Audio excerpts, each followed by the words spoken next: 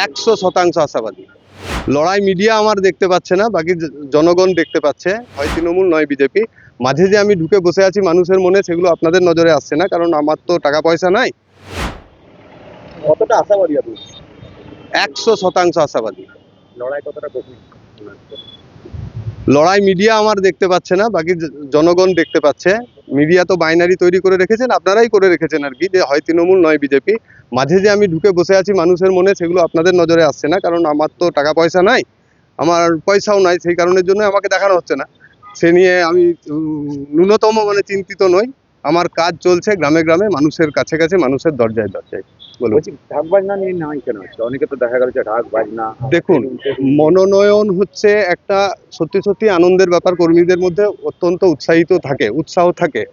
কিন্তু এবারে যে সিস্টেমে নির্বাচন কমিশন নির্বাচন করছেন, হাজার হাজার মানুষকে, আমাদের সহনাগরিককে, সহ ভোটারকে বাদ দিয়ে এই নির্বাচন হচ্ছে।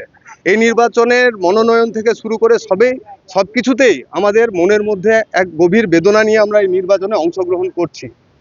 সেই কারণের জন্যই সেই মানুষদের যারা ভোটার তালিকা থেকে বাদ গেছেন, তাদের সমবেদনা জানানোর জন্য এবং তাদের সমব্যথী হওয়ার জন্য, তাদেরকে সব রকমের সাহায্য সহযোগিতা করার জন্যই আমাদের বাজনা ঢোল হ্যান ত্যান হাবিজাবির পরিবর্তে আমরা এই সাধারণভাবে এই মিছিল করেছি। এবং এটাই হচ্ছে আমাদের পার্টির, বাম ফ্রন্টের এবং সহযোগী দলগুলোর হচ্ছে অঙ্গীকার, যে সব ভোটারের নাম ভোটের আগে ভোটার তালিকাতে তুলতে হবে যারা বৈধ।